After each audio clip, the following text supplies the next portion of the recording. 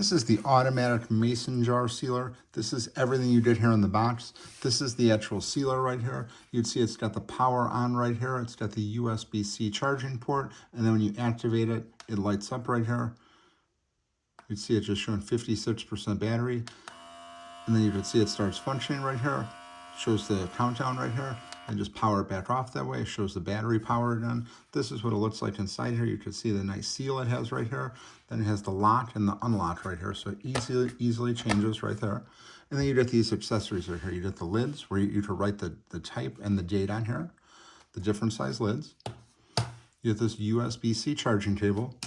You get this opener right here. You get these stickers.